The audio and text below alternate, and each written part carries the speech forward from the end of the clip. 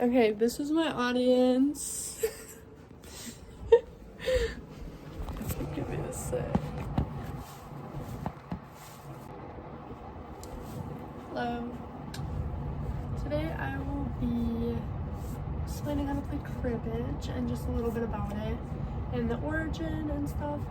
So, have you ever played a card game or a board game with your family and it was really easy to understand and it was kind of basic? Well, Cribbage is definitely unique in its own way. There are different variations that come with it, and you can play it with multiple people. It is kind of hard to learn, which is why I'm going to try and explain it the best I can. But I'm going to give you a little bit of insight on where it came from, who made it, who invented it, and yeah. So the origin came from a game called Naughty, which meant fool. And during this, the jack of the suit would be turned up at like the beginning of like the game. And then one of the inventors decided to create a crib or a discard pile, which is where Cribbage gets its name from. So I do have pictures of the two guys that decided to invent this. So Sir John Aubrey and then Sir John Suckling are the two. Sir John Aubrey was an archaeologist, and then Sir John Suckling really made it known, the game known to people. He was a poet and a soldier, so a lot of these times, like once it ventured out from England, soldiers would play it, sailors would play it. There were a lot of things, like a lot of people that would play it because it is a little bit hard to learn, but it's very fun to play. And you can play with multiple people. So a little bit about how to play and what you need.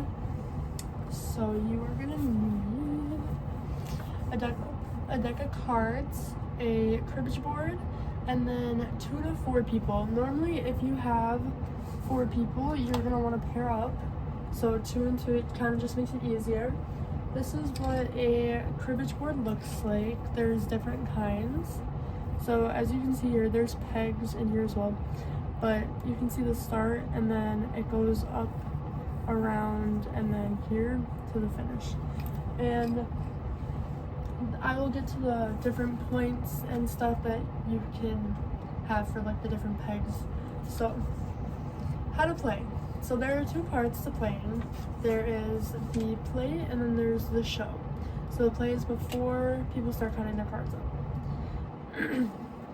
So at first, you need to figure out who the dealer is. So out of all the people, the lowest person who like picks up a card is the dealer, and they also get the crib or the discard pile. So there's 6 cards dealt out, and depending if you're playing with 2 people or 3 people, then you're gonna put 2 cards in the crib pile. If you're playing with 4 people, then you're gonna place 1 card into the crib pile or the discard pile. So when you are looking at your cards, you do not want to put good cards in that'll like benefit you. So you need to put like your crappy cards in the discard pile to get rid of them. And then at the end of like the show, the dealer will count the crib, and then that's their points, whatever they get out of it. So after that, the non-dealer is going to cut the deck and reveal the top card, which everybody uses during the play and the show, and then the play starts. So the pawn or the person next to the dealer lays down one of their cards, and then the next person goes and lays down one of their cards, and you add up the cards as you go. So say for example you had a 6 that someone laid down and the next person laid a 7 down, that would equal 13, and then you would keep going up. And then this continues until the cards equal 31 or until nobody else can play a card accumulating up to 31. So say if you're at like 29 and all you have left is like a king, you aren't able to play that. So then whoever was the last person to play down a card would get a point or a peg, and then they would move it on the board. So then after you can't continue anymore. You all start back at 0 and you go around again and this keeps happening until you run out of cards, basically. So the point system for the play is you can get a 15, which is where, say, a person in the beginning plays down a 5 and you have like a 10, that equals 15. So you would get 2 points and then you would move it on the board to like 2 pegs, if that makes sense. You can also get a pair, which is putting down the same card of like a higher suit. So say it's either a jack, a queen, or a king. So say if the person before you put down a jack and you have a jack, you're going to want to put that down to be able to get the 2 points. A pair royal is basically if the last 2 cards before you are the same and then you put down another card that's the same, you can get 6 points.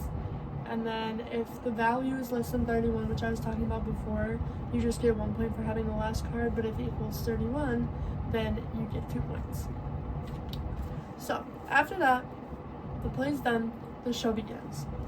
So after the cards are laid out, the show starts. And the non-dealers count their cards first, so they move like the pegs based on how many points they have. And then the dealer counts last. The dealer then counts the crib after that, and then those are their points. That's the dealer's points. And then a new round starts, and you do it all again. So some different show scorings are knobs, which is the jack of the same suit. So if you have a jack in your hand and it's the same suit as the card that was flipped in the beginning of the play, you can get 1 point. A pair, which is the same number. So say if you have a 4 and a 4 in your hand, you can get 2 points for that. 15s, so if you have a 10 and a 5 in your hand, or if you have something equaling up to 15, you can get 2 points for that.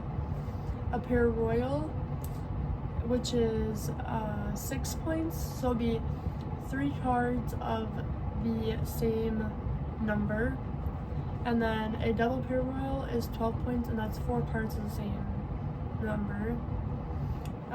You can also get a run, which is a sequence of 3 or more cards. So say if you have like 3, 4, 5, 6, that would be 4 points because you have 4 cards and it's a run. And you can also have a flush, which is all the cards in your hand are the same suit, so that's 4 points for that. Kind of like poker, a lot of the scorings are similar. So here are a couple different like scenarios. Here are a couple of different scenarios on how to play. So for example, this person has 15 for 2, so he has a king and a 5.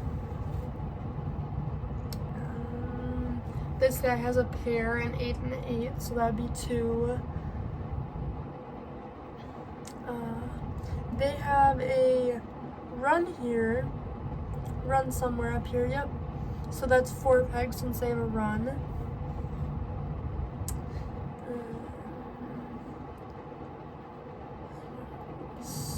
You can also do like different 15 too, so it doesn't have to just be 2 cards for the show. Like it can be like a 10, a 3, and a 2, for example.